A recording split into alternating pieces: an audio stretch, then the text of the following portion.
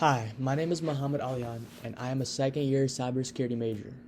So this is my showcase poster. It is called The Importance of Multi-Factor Authentication Colonial Pipeline Incident. I will be showcasing the importance of multi-factor authentication and how this was shown through the Colonial Pipeline Incident. So you might be wondering what the Colonial Pipeline Incident was.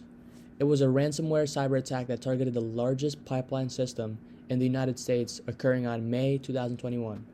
The group that carried out this attack was called DarkSide. As a result of the attack, the Colonial Pipeline Company shut down, which impacted the east coast of the United States and made gas supplies short and impacted prices. So you might be wondering how this attack even happened. The DarkSide group ran malicious code and encrypted files inside the Colonial Pipeline network. Attackers collected massive amounts of sensitive personal information on employees and the company. The attackers were able to get into the system because they gained initial access from finding an inactive VPN account and logging in. So you might be wondering how they were able to get access to this inactive VPN account. And the reason this happened is because the inactive VPN account, it did not have multi-factor authentication. So as we can see from this, the disappearance of multi-factor authentication being not having it enabled had massive impact. So I will be giving a basic definition of multi-factor authentication. Multi-factor authentication is a security method that adds layers of security by requiring multiple methods on top of a password to gain access to an account. Multi-factor authentication sounds and looks very easy to implement, but it can have a massive impact and this is shown throughout the Colonial Pipeline incident. Multi-factor authentication can be a part of the contingency planning to defend against cyber attacks, as it can be mandated by companies for employee accounts to have multi-factor authentication. If every member is mandated with a policy to have multi-factor authentication enabled, this would heavily lower the risk and help defend against cyber attacks.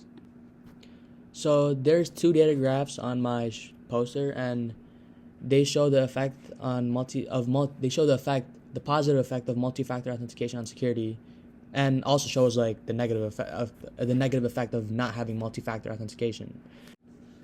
So the top graph was shown by Microsoft, and it showed 40% of accounts compromised are password spray attacks, and 99.9% of these cases, organizations did not have multi-factor authentication enabled. So the bottom graph shows a study investigating the effectiveness of multi-factor authentication. The graph shows its findings of there being 7,085,925 accounts compromised that didn't have multi-factor authentication, while 59,414 did. And the bar graph kind of shows it with the red bars having showing the accounts compromised without multi-factor authentication, and you can see it towers, and it is a massive difference. So these two data graphs just shows the massive effect of not having multi-factor authentication or even having multi-factor authentication. And yeah. And just like to wrap it up, the cyber attack in the Colonial Pipeline incident was successful because of the lack of multi-factor authentication's use. And passwords are not enough for protecting your security against a cybersecurity attack. Multi-factor authentication has shown to be highly effective in decreasing data compromising during a cyber attack with a large population, as we saw from the second graph showing the high difference amount of accounts that get compromised without multi-factor authentication.